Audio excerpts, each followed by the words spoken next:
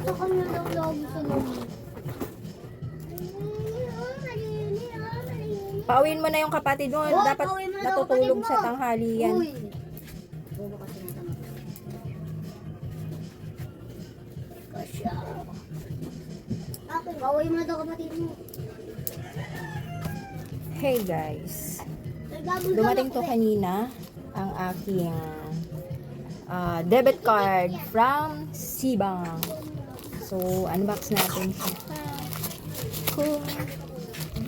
Akala ko yung credit card ko from RCBC. Na-request ko to sa halaga. Sa mami mo. Ay, magkano yung 70? Ay, Oy, 70 lang. 75 yan. 70 ano ka, may bayad ka, kasabi lang. 75 nga. May video ako, 70, sinabi niya. Bahala ka. Ano to, may charge yung, ay delivery fee. Order ako ng ano. Sa pilitang order to from chairman. Hindi tatanungin kung gusto mo eh. Sa o-order ka sa kanya. Ayan o. Bata tsaka daw ni. Ha? Bibi ko siya. Bakit ka lang? Okay, buksan Kanina pa din natin. siya nananak ko eh. Hoy, ayoko nag-aaway kayo ha. Bibi, kanina pa yung nananak ko eh. Kahit wala naman akong ginagawa, sila nawa naman yun. Ito yung digital bank na mag-a-apply ka lang sa online, tapos may ATM siya, pwede kang mag-request. So, ayan o. Yan. Ang ganda ng card nila. Hindi nakakagabi. Nasa likod yung pangalan. Uy, yung puso kapatid mo daw, patulogin mo na nga daw. Ate. 160 pesos kung gusto mong mag-request. Ayan. Akala ko yung RCBC kasi yung RCBC ko naging gold and nag-offer sila ng credit card. Wala akong in-applyan. Basta nakalagay dun, i-deliver na lang siya within 10 days. So,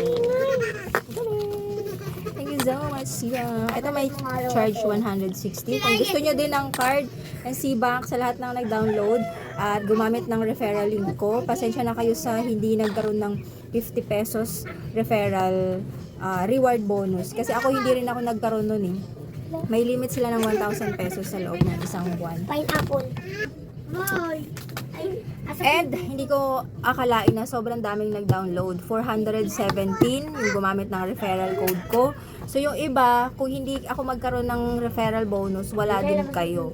Kaya hindi na ako masyadong nag-promote kasi nga may limit pala sila sa loob ng isang buwan. Dati kasi wala silang limit. May pumasok sa akin a total of 1.5. So iniisip ko, ngayon wala din. Eh meron naman pala. So ayun, once na nakapag-download kayo, pwede nyong lagyan ng laman yun, minimum ng 1,000 pesos. Huwag kayong mag-alala kasi kung mag-transfer kayo from other bank or from Maya or from Cbank, may charge kayo na 15 pesos.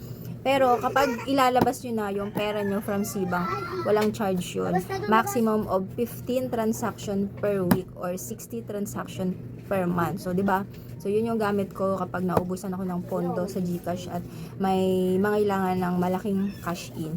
So, itong ATM debit card na to ay pang ano lang naman to, backup, just in case. Magkano?